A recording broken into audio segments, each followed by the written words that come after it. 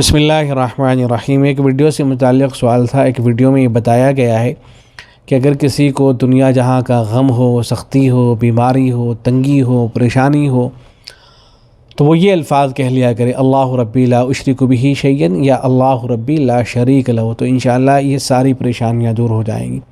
تو سوال یہ تھا کہ کیا یہ بات صحیح ہے یا نہیں، اور یہ کسی حدیث کے اندر آیا ہے یا نہیں۔ تو جواب میرے سے کہ یہ بات صحیح ہے، اور یہ بات حدیث کے اندر بھی آئی ہے۔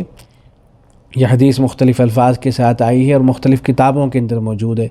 حضرت اسماء اس کو روایت کرتی ہیں۔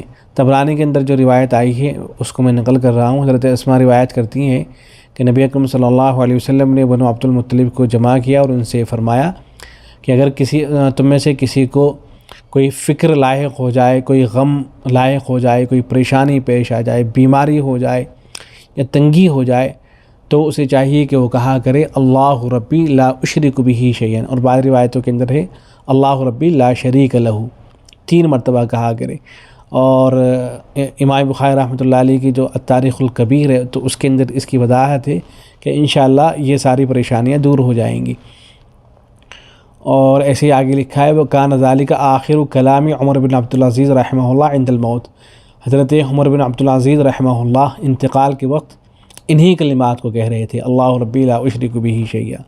تو کوئی بھی بہت آسان سا جملہ ہے یہ، کوئی بھی پریشانی ہو تو اس کو کہہ لیا کریں۔ اس روایت کے اندر تو 3 مرتبہ کا ذکر ہے، 3 مرتبہ کہہ لیا کریں اللہ ربی لا اشرک بہ شیئا، تو اس طرح کی جتنی بھی پریشانیاں ہیں انشاءاللہ وہ سب دور ہو جائیں گی۔ السلام علیکم ورحمۃ اللہ۔